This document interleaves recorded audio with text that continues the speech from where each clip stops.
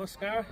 यतिखेर यो दृश्य चाहिँ दोलखा जिल्लाको सैलुङ गाउँपालिका र रामेछाप जिल्लाको चाहिँ दोरम्बा गाउँपालिकाको बीचमा अवस्थित यो दृश्य हो र यहाँहरूले देख्न सक्नुहुन्छ यहाँ जुन गाडीको यो जुन जमिन छ यहाँबाट ओह्रालो लागेपछि तपाईँको दोलखा जिल्लाको सैलुङ गाउँपालिका पर्छ भने यहाँबाट बगेको पानी जब यता ओह्रालो लाग्छ त्यो चाहिँ रामेछाप जिल्लाको दोरम्बा गाउँपालिका यहाँबाट सुरु हुन्छ। यो ठ्याक्कै बिचमा अवस्थित यो सैलुङ जुन सैलिङ्गेश्वर जुन महादेव हुन्छ र यो ठाउँ चाहिँ धार्मिक हिसाबले हिन्दू एवं बौद्ध धर्मावलम्बीहरूको लागि पनि महत्त्वपूर्ण ठाउँ रहेको छ।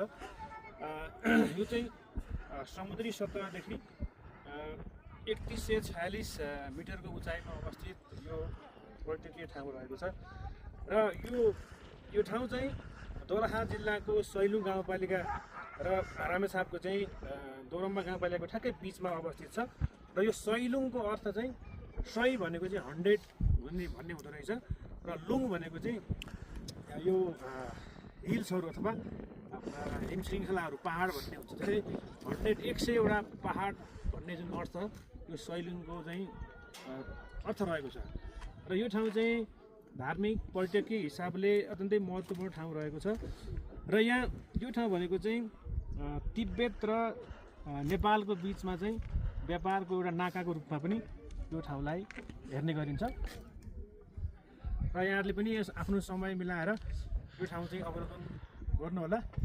साथै मनमोहक र रमाइलो ठाउँ रहेको छ र यतिन्जेलसम्म यो भिडियोमा साथ दिनुभयो यहाँहरू सबैलाई धन्यवाद। नमस्कार।